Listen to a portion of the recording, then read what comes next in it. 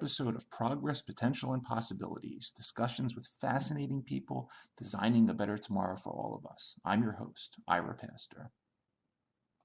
Welcome, everybody, again to another episode of our show with another fascinating guest who is helping to create a better tomorrow for so many people. Today, we have the honor of being joined by Kyle Rand, who is the Chief Executive Officer of a company called Rendever, which is a research-based virtual reality platform that provides cognitive stimulation, socialization, and therapy for older adults. Rendever is focused on overcoming social isolation through the power of virtual reality and other shared experiences. And from senior living communities to hospitals, their platform is currently being used to reduce depression and loneliness by fostering personal connections amongst populations where life has, as I say, become somewhat limited. Participants in group sessions can check off bucket list items together, revisit meaningful places, and share stories, and ultimately stay engaged with family members and other folks. Rendever is being used by many high-profile senior living operators, including Revera, Benchmark, SRG, healthcare systems like UCHealth, Cleveland Clinic, has research funding from both the NIH and National Institutes of Aging, as well as commercial partnerships with major organizations like AARP and Verizon. Kyle studied at Duke University, where he received degrees in biomedical and medical engineering and in neuroscience, including time spent in the laboratory of Dr. Miguel Nicolelis in the fascinating area of neuroengineering. Kyle Rand, thanks for taking the time to come on the show today. Thanks so much. It's an absolute pleasure to be here. It's great having you. I'd love to start off just by handing you the floor for a little bit to talk about yourself, a little bit about your background, everything from where you grew up, how you got interested in this space, and a little bit of your journey through this fascinating startup. I think that'd be a great way to start things off. Yeah. So it would be a pleasure. My life story has been, by all means, an interesting ride to date. So I grew up in upstate New York, a little city called Rochester, New York. And I spent most of my free time when I wasn't at school doing one of two things. One, I either was teaching Taekwondo. So I grew up doing Taekwondo. I've done Taekwondo like pretty much my entire life. I'm still very involved in the community. But I grew up teaching Taekwondo to children. And then during the summer, I would also spend afternoons scooping ice cream at a local senior living community, which are two very different things. And that's kind of like my whole life, I've always done like two very different things at the same time. And across my entire life, there's always been some component of working with older adults. So growing up, it was volunteering, scooping ice cream, which I have to say was like always like the best part of the summer, because as a kid, not only did you have the obvious joys of going in, meeting all these residents, having these joyful interactions, but you also got unlimited free ice cream, which is like the absolute best thing. And I still to this day encourage every single senior living community, if you don't have an in-house ice cream parlor, you got to build an in-house ice cream parlor.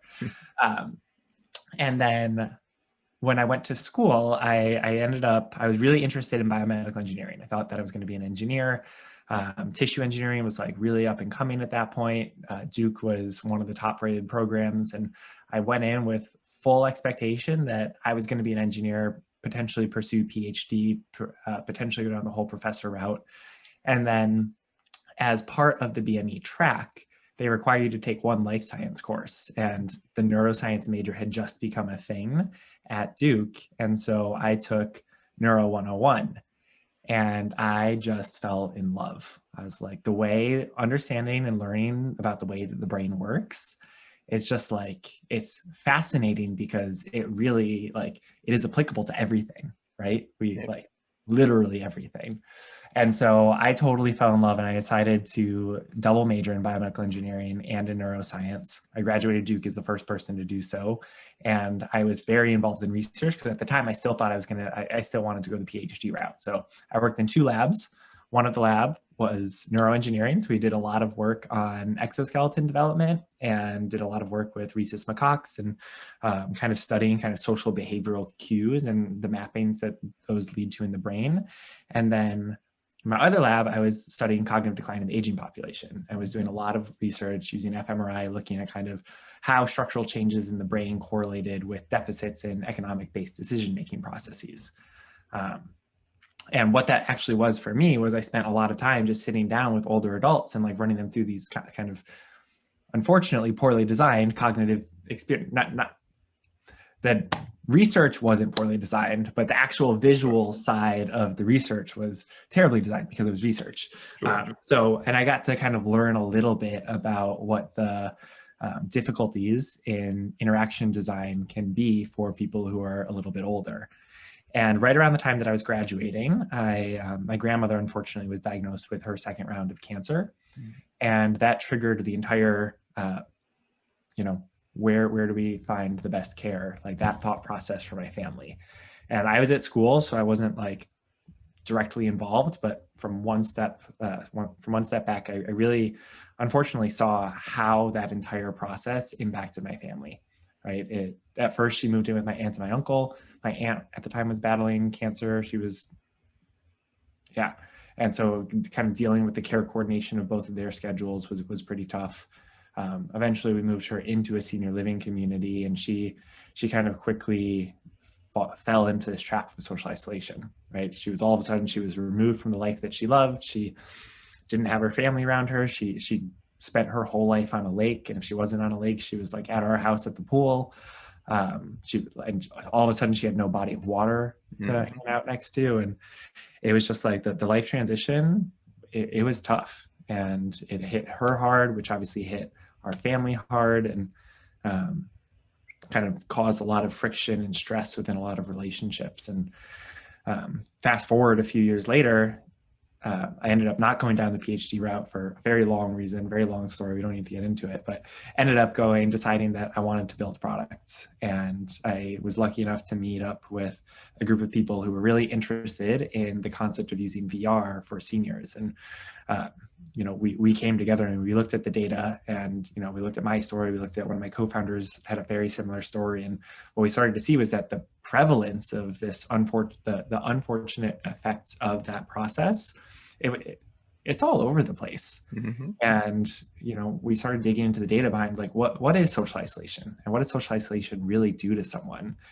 And unfortunately today, 1 year into this pandemic, I think it goes without saying that everybody knows how dangerous social isolation is. We've all kind of seen and probably to some extent experienced the impact of it on ourselves, on our loved ones, on our friends, on our family. And, we know what social isolation is, but when you look specifically at this demographic, we're talking about a 50% increase in risk of dementia, a 32% increase in risk of stroke, a 29% increase in risk of heart attack or other cardiovascular disease. There's links to diabetes, there's links to depression, there's links to anxiety, there's links to increased rates of suicide. Like social isolation, it's serious, and it's especially serious for this demographic. And the two stats that always stand out to people are social isolation is as detrimental to one's health as smoking 15 cigarettes a day, right? And if you stop and think about that, like we all know how dangerous smoking is, but like it's kind of this new information that social isolation is that bad. And then specifically within this demographic, a meta-analysis was done that found that social isolation correlates to a 30% increase in mortality rates. So it's serious, right? And we were looking at this data and like, we need to do something. And right around that time, VR was just starting to become mainstream, right? And we were up in the MIT community. We're here based in Boston, and everybody was looking at VR and starting to play with it. And a lot of what VR was in its early days was let's do things for kids, let's do things for video games, like let's make like action adventure in VR. And we kind of took a step back and we said, you know what? If you really think about this hardware, you put this headset on and you can do anything and you can go anywhere.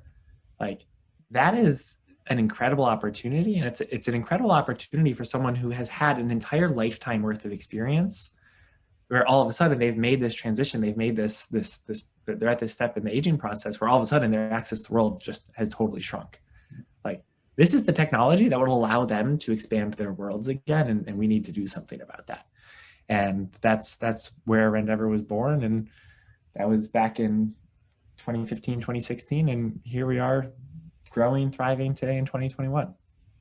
Outstanding. And yeah, this current pandemic, I mean, I don't know if it's a silver lining in this case, but that it can focus on this topic of socialization, as you were saying. We don't normally we think about it. Okay, we're social organisms. Actually, everything on this planet is pretty social, from us down to bacteria. And when we lose that connection, yeah, it has amazing, these what we'll call the psychobiologic trickle down to every part of our body, every aspect, as you were saying, from our endocrine system to the nervous system and so forth. So it's something that we don't talk as much about, but we should. It's interesting when you talk about virtual reality in general, and I think I have a couple of decades on you, but thinking back to sort of the early days of these tools. What the movies showed us was one thing. You'd be in a VR that you didn't know you were, but the technology wasn't that good. And now here in 2021, things have gotten a little better, actually a lot better. I had Michael Antonov on a couple weeks ago, who, one of the developers of Oculus, now in Facebook. Talk a little bit about sort of the state of VR today, and then also sort of the acceptance of it as a tool. Obviously, my kids like playing with it. Mm-hmm. When you hand it over to somebody that's in their 70s and 80s in 2021, are they like, what's this? Are they amazed by it? Sort of what's the current feel for VR in general in this demographic? Yeah. So if you want to look at the industry as a whole, VR has never been more hype. Like the Oculus Quest 1 was a really big movement in consumer VR adoption. And when they launched Oculus Quest 2 back in October, right? It was just like things have not stopped moving. Like for the first time, like back orders are just the order fulfillment process. Like it takes a long time. Like it's hard. We just had 2 people start at our company on Monday. I think we've already hired 5 so far this year, and getting, obviously part of our onboarding process, because we are a VR company, is getting an Oculus Quest 2 and making sure that everyone has like their own VR hardware set up. And there are still people that were waiting to get a Quest in their hands because that's how long it's taking. So it's honestly, it is amazing to be here and to be looking like, when we were first starting, we were starting around the time that, who was it? The New York Times had just sent out the Google Cardboard to all their subscribers, right? Everybody was having their very first VR experience through that Google Cardboard. And right, I'm sure you remember, like the reactions were all over the place. It was like, oh, wow, this is cool. But also, oh, wow, this is making me really nauseous. Okay. And, what you could do with the Google Cardboard was just like, it was very small. It's very small. And so you had like this like extreme where people tried a couple videos on a cardboard, and you had this extreme where people were spending thousands of dollars on really intense VR setups and like dedicating parts of their houses to VR. And now, we're at a place where there is an actual headset that runs phenomenally well, performs at an incredible level at a really reasonable price point. And like, it's just exciting. Like being in this industry is just, it's full of excitement right now, which is awesome. And then if you think about it, so one of the good things about it being more mainstream from a consumer level is, for the first time, like we don't have to give people their first VR experience, which I have to say, like any early VR adopter knows that one of the best parts of being a VR adopter is getting to give someone their very first experience in a VR headset. It's amazing. It's enjoyable. Like it's wonderful. Back in 2015, 2016, when we were first getting started, a lot of our meetings were like extra exciting because a lot of people had not tried VR before. So not only were we giving them this amazing use case, but we were also giving them, hey, if you have an extra 10 minutes and you want to try Beat Saber for the first time, like why not? Or you want to try Fruit Ninja in VR, why not? You want to try Tilt Brush, why not, right? And there was a lot of excitement around there. Today, we're at a point where like everybody has tried VR, or a large number of people have tried VR. So we don't have to sell anybody on how amazing VR is from a technology perspective, which is awesome. That's, I think, one of the reasons why this industry is just going to continue to grow, because we're at that kind of turning point where everyone kind of understands and sees it and has experienced it. So now we really get to focus on, okay, if we're looking at the use case, if we're looking at social isolation, we're looking at what it is that Rendever actually is doing, we get to talk about, you know, the power of VR specifically for this demographic and specifically to reduce social isolation, which is a much more enjoyable conversation, right? We've kind of gone past that first stopgap, just going into anything, which is awesome. And then as far as, you know, where we're at today, you know, within this industry, the most important thing that people have to realize is that the way that we've developed our platform does not require anybody who is an end user to actually interface with VR. So we've taken the approach that we remove all of the interface, which means we remove the risk of technology frustration from the end user, and we put it all into the delivery mechanism from a staff member's perspective.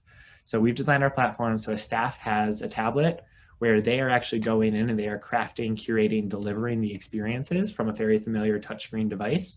And then residents of senior living communities or the hospitals that we're working with, or the hospice programs, they get to just have the pleasure of being in the experience, right? So they get focused on the experience. They get focused on the oohs and the ahs, and like they get to smile, they get to laugh, they get to enjoy themselves. And the way that we've structured it is that staff really, we teach them and train them on, I can go down a long path here, but on how to take those positive interactions that happen really easily and naturally because we don't have that risk of frustration from requiring an interface use, right? So take those positive interactions and then take them and like curate them, nurture them, and get people talking about the experiences that they're in. Because once you get people to talk, laugh, join in, and have a conversation about something like a hot air balloon ride, or you know, you put people on top of the Eiffel Tower and you get people to talk about like being young and falling in love in Paris, right? That's the focus. It's getting people to have that experience, but crafting a conversation about it. And that's how we actually get people to like really form relationships. So that's really, really important. Very cool. Very cool. Yeah, let's take a keep going along those lines now, because you have multiple programs. I'll call them the 3 R's: relive, reconnect, and re-inspire. And I'd love to start with relive, because you talk about something called reminiscence therapy, which sounds really cool. Taking strolls down memory lane, going to a childhood home or a wedding location, or so forth. Is reminiscence, is that, the first time I heard that term, is that like a psychotherapeutic term? And then at the same time, talk a little bit about how this works. Could I go to, is it not only going to a certain location, but are there certain levels where, hey, you could redesign a childhood home for somebody 60 years ago that might not exist anymore, but sort of put it together in the virtual reality world as well? Sounds like a really cool thing, but take this on relive if you would. Yeah. Okay. So let's start from the top there. Sure. So the most important thing, and what I want to, before I dive into any actual experiences, the way that we've taken, the approach that we've taken within this industry and within this use case is that really the foundation of all human connection is shared positive experiences. So what we think of is VR as a mechanism to create these shared positive experiences. And then through creating these and allowing people to experience them together, right, sitting next to each other and experiencing them, we're really planting the seeds of, the foundations of a human connection. Yep. And that might sound a little far-fetched, but obviously back in 2016, when we were first getting started, a lot of people kind of pushed back on that as a concept. So we did a study with MIT Age Lab and Benchmark Senior Living, which is a big operator up here in New England. And what we found was that after just 2 weeks of daily shared Rendever experiences, residents were reporting statistically significant decreases in their depression scores, increases in multiple measures of social health. The most interesting one is that people actually started to trust each other more. So by going and spending, every single day going and having one of these shared experiences together in VR through Rendever, they actually started to build trust, which when you think about a human relationship, like there is nothing more fundamental and foundational than trusting someone. Yep. So that's really exciting. We've kind of brought into that research, but really when we think about any experience that we're launching, we're guided by this principle of we need to create a shared positive experiences, not just because we want people to like have fun, but because we think that there's an opportunity and we see that there's an opportunity to then build a relationship through that. So when we talk about relive, so reminiscence therapy and just, moments in general, when we bring someone, it kind of doesn't matter what the age is. If I bring someone a Rendever system and I tell them that through one of our integrations and one of our features, you can go anywhere in the world. Name anywhere you want to go, and we're going to take you there. I'd say like 8 times out of 10, the first thing that pops into someone's mind, the first address is their childhood home. It's just like natural, right? It's there. It's stored there. It's like you have a lot of memories, you have a lot of love there. And so being able to take people back to their childhood home, like that is the foundation of this concept of relive. And that's because we've seen so many people kind of tie in and want to go there. And what happens when you bring someone, so this is what reminiscence therapy is at its core, when you bring someone back to something that's so significant from their past, especially from the early decades of their life, there's something that happens where all of a sudden, like memories just boil up. And especially in VR, right? You're going to put on this headset and all of a sudden you see your childhood home life-size in front of you. And you turn to the right and you see your neighbor's home. You turn to the left and you see the street, you see the park that you used to go play in, right? You feel like you're there. And once you feel like you're there again, you just like stories come up, memories come up, emotions come up. It's like an overwhelmingly positive experience. And once they come up, they like start to bubble up. Like they'll actually start to like bubble out, and people will start sharing like stories and memories and tidbits. And, it creates this awesome opportunity to actually connect and engage with someone in these memories. And by connecting and engaging and getting them to share more, asking questions or just talking about these places from their past, they're engaging with these memories themselves. And that's reminiscence therapy. And this was a term that was coined back in, I think, the 60s. Actually here in Boston by Ellen Langer, who's a professor at Harvard, who did this amazing study. But being able to bring someone there and then engage them, like it's been shown to be incredibly therapeutic, especially for people who are on the memory care spectrum. So that's kind of the basis of Relive. It's bringing people back to the places that matter most. For a lot of people, that is their childhood home. But the way we've designed the platform is you can literally go anywhere. So you can go back to your childhood home. You can go to your high school. You can go, the college campus that you studied in. You can go back to your favorite vacation destination, where you got married, your honeymoon, like the first house that you bought. You name it. If it's something like we can bring you there. And that's kind of magical and honestly pretty powerful. And, continuing along that, so obviously that's a form of the reminiscence. The second R that you focus on is reconnecting. And we talked a little bit about that. Obviously, tools like what we're working on here, Zoom, gives us one way to connect. But obviously in virtual reality, if you can get somebody from the aged care home to wherever it may be, a park, what have you, with other folks, allow them to engage. Another very important step here. Talk a little bit about reconnect, if you would. Yeah, so a lot of our experiences really, they kind of just break down barriers in communication. And this is largely true of VR in general, right? The technology, you put this headset on, it just breaks down every physical barrier that there is. Mm-hmm. So if you think about someone who's living in a senior living community, right, their access to the world has become limited. They put on the headset, within a second, they can be in Paris. Within a second, they can be in Egypt, right? So VR allows people to break down barriers, but when it comes to connection, by breaking down those barriers, you're creating this opportunity for something new and something that can be shared. And so like the connections that form just from that as a sheer like opportunity are huge. The other thing that we're doing is we have a study that has been funded by the NIH and the NIA Mm-hmm. That we're getting ready to move into a phase 2 clinical study, looking at family members who are at home and residents of senior living communities, and allowing them to experience things together. So they're going to have their own VR headsets. They might be in totally different states. They might be in totally different sides of the world. Doesn't matter. We're breaking down the physical barrier by allowing them to come together in VR and have these experiences. And through these experiences, really rebuild the connection that they have. There's like there's so much opportunity in doing that. I don't know. Do you have grandparents? Do you have like someone in your life who's older? And I have a mother and father-in-law that are in their 80s. And do you have a lot of opportunities to really like experience the world with them? They live down the street, so yeah, I'm an outlier there. That makes it easy. Yeah, makes it a little easier for me, but yeah. I get it. Yeah. So, like, I have a grandfather who is 92 years old. He lives in Long Island.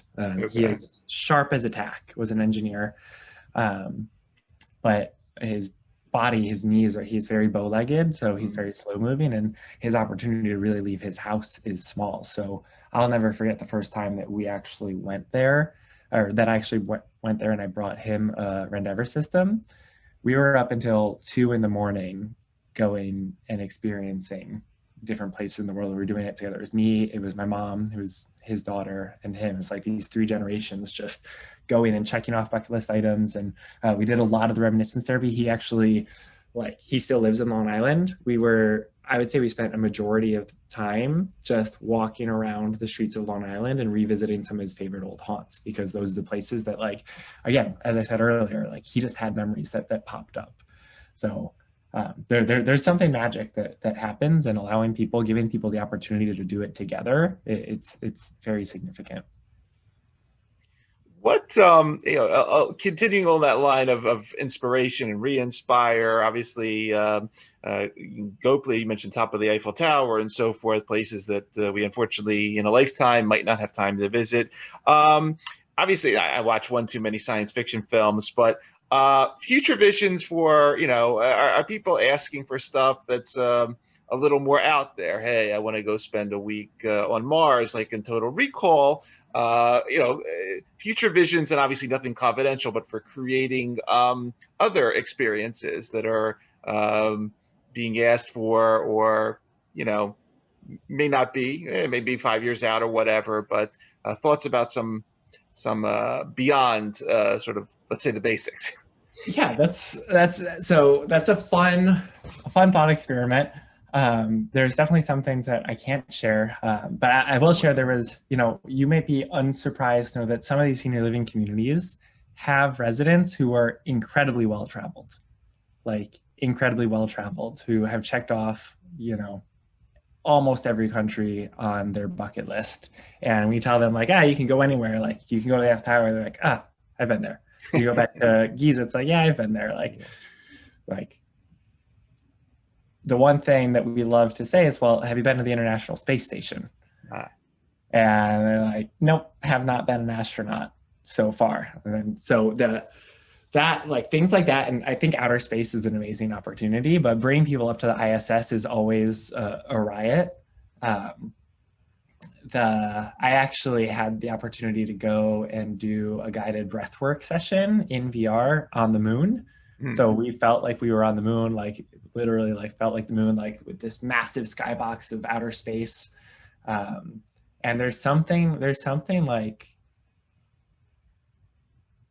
eye-opening about being able to put on a headset and sitting on moon rocks and looking up into space, that you're just in your apartment, but some part of you really does feel like you're experiencing a whole new reality, which is awesome. I'll say that really our focus on re-inspiring, it's great to be able to give people these new experiences, by all means, it's awesome. And that's where a lot of excitement comes from. But really the excitement comes from the fact that people are doing it together, right? 2 people are going to go squirrel suit jumping for the first time. They're going to do it together, right? That's the real magic here. But one of my favorite stories on the re-inspire is what VR can do is, not just create like this new experience, but it can also like allow someone to come back to life. So there was this one woman pretty early on when we were really starting to sell into senior living. There's this one demo that we were doing down in Connecticut, and it was going super well. Like everyone was having a great time, just enjoying themselves. And then about halfway through, they brought in this resident named Mickey. And Mickey, her caregiver, pulled me aside. I was like, yeah, I need to just give you a little bit of a background. I need you to understand. Mickey was someone who had been at that community for a long time. And she had always been like this beacon of light within the community, right? She was happy. She was smiling. Like she knew everyone by name. She was always the first person to say hi to you in the morning. Like she was just this true like beacon of joy and light.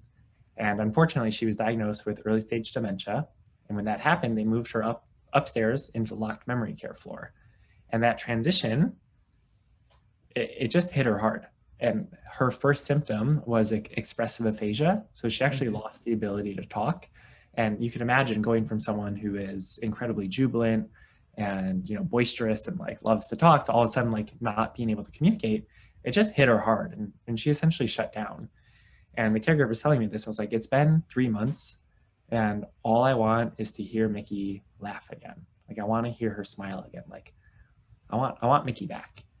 And so what we did was we brought her, it wasn't anything wild. We brought her into a room full of golden retriever puppies.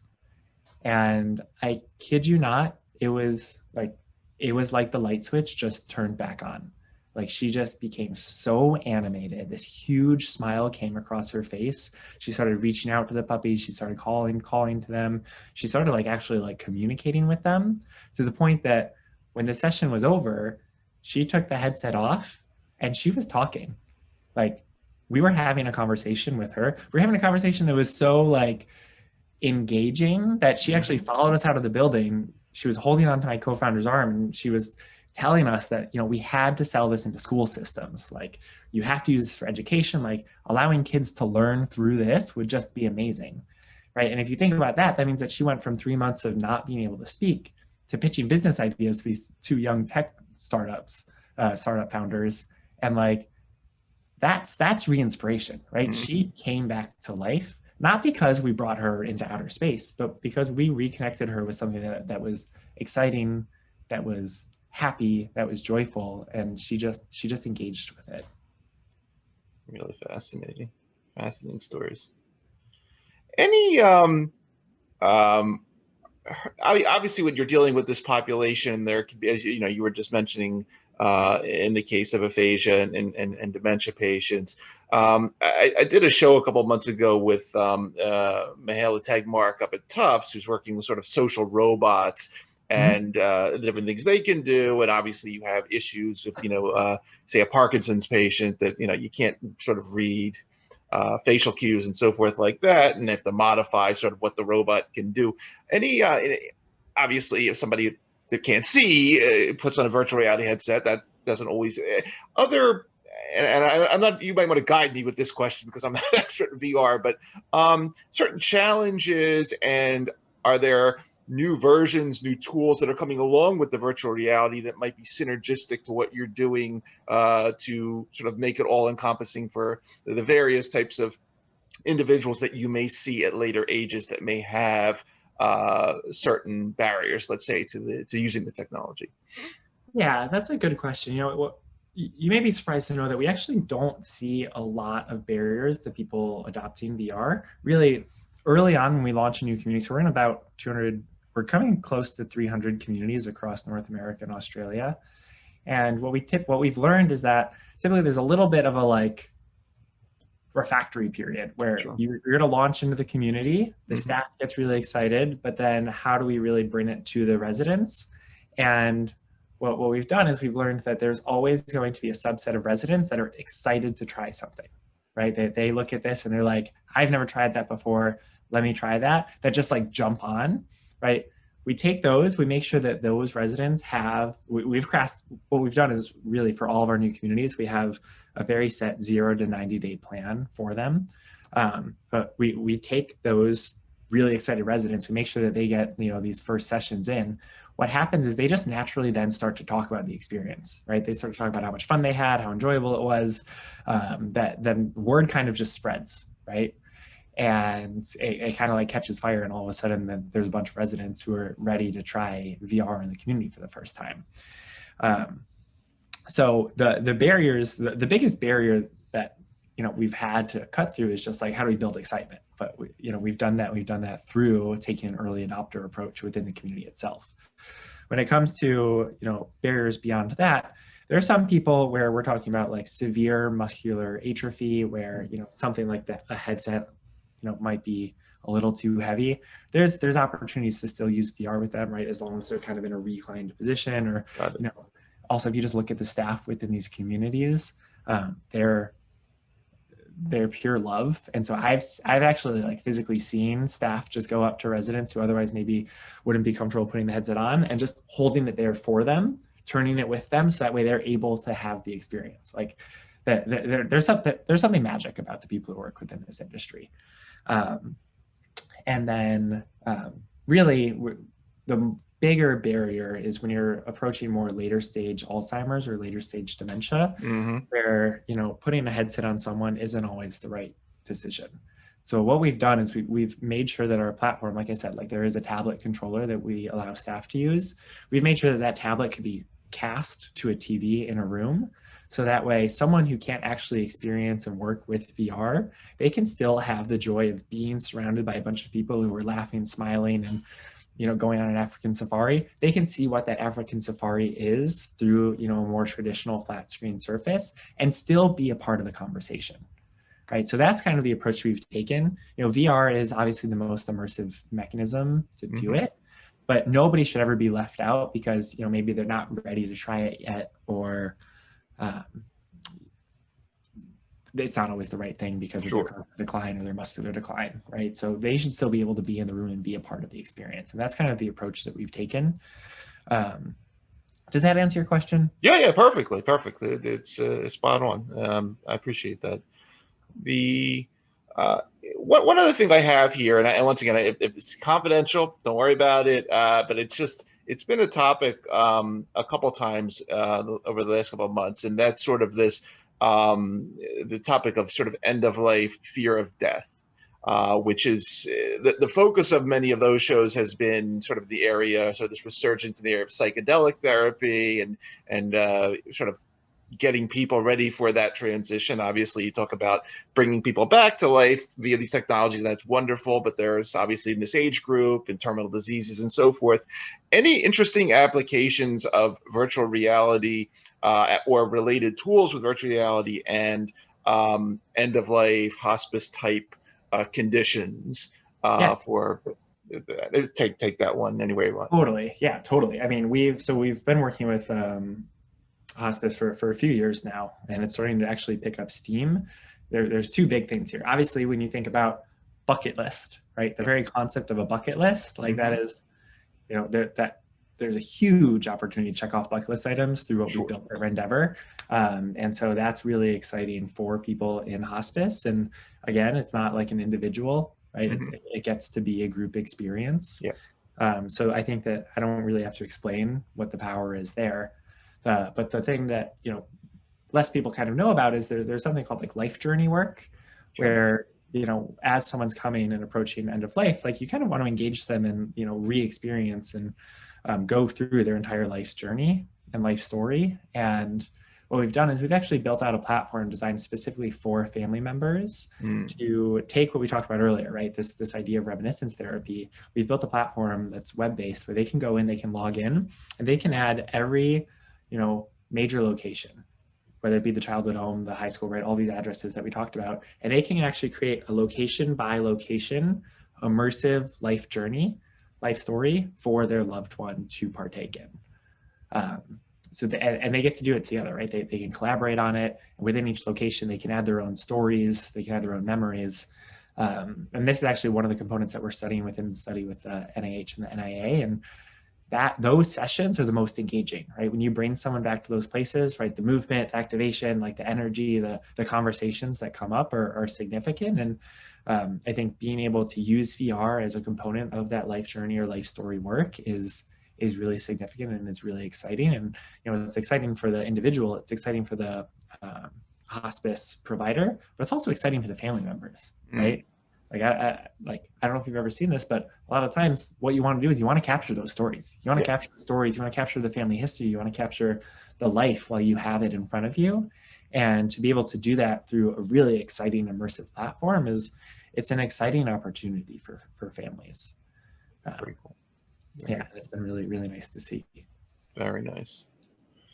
Kyle, coming back to you, obviously you've had the opportunity to meet a variety of fascinating people along this journey in industry, in government, in academia.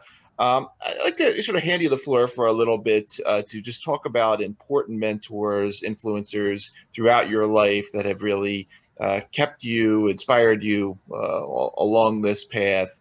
I heard you previously talk about somebody by the name of Master Kim in your Taekwondo world, but people like that have really been instrumental on Kyle Rand's journey. Please take some time to shout out, mention people if you would. Yeah, that's a fun opportunity. There's like so many people. There's so many people. Take for somebody you want.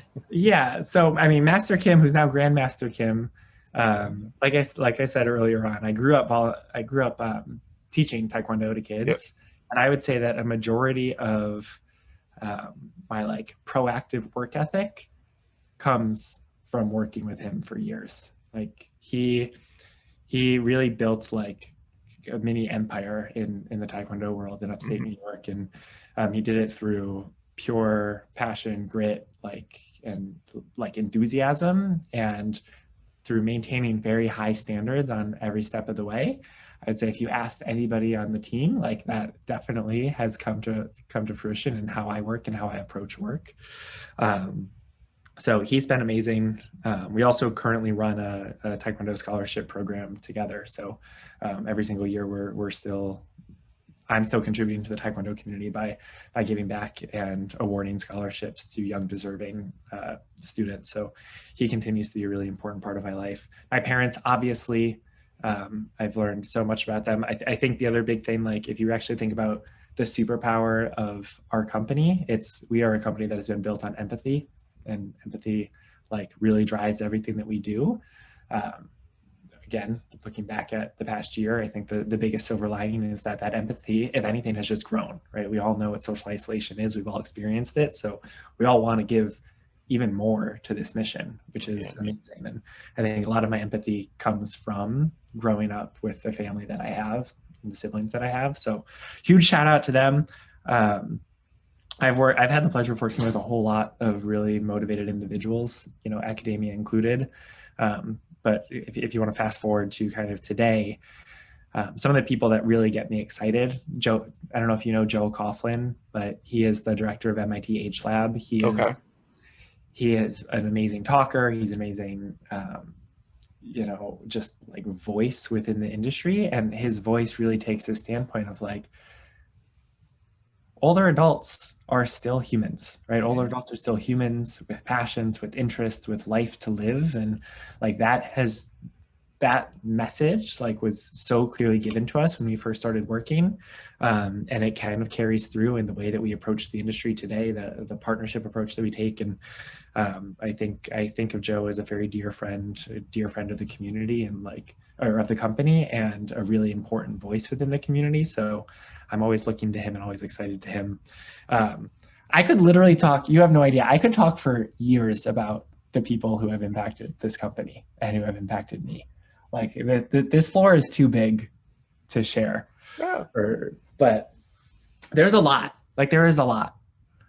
Look, I just like a broad thank you to everybody that I've ever interacted with, and every story that I've ever had the pleasure of being a part of, because a lot of what we've done and what we're building is we're building a platform that empowers people to not only relive their story, but also to continue their story. Yep. And that's only possible through all the people that have allowed me to be part of their story and who are a part of mine.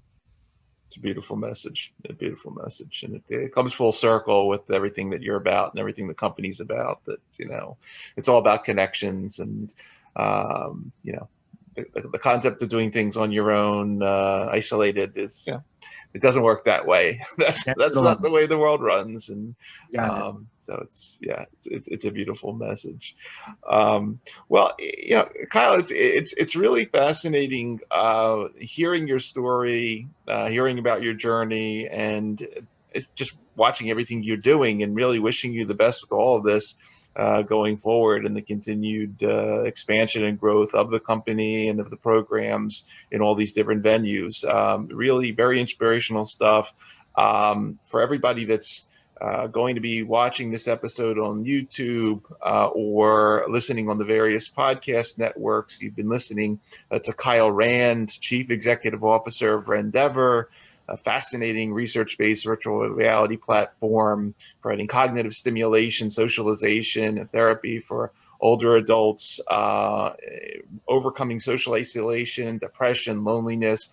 A really amazing set of initiatives. Kyle, I just want to say thank you again for taking the time to come on the show. Thank you for everything that you're doing. And as we say, thank you for helping to create a better tomorrow for so many people via what you're doing. It's extremely inspirational. And just thank you again. Thank you. I appreciate that. And it's been an absolute pleasure to be here. Great seeing you.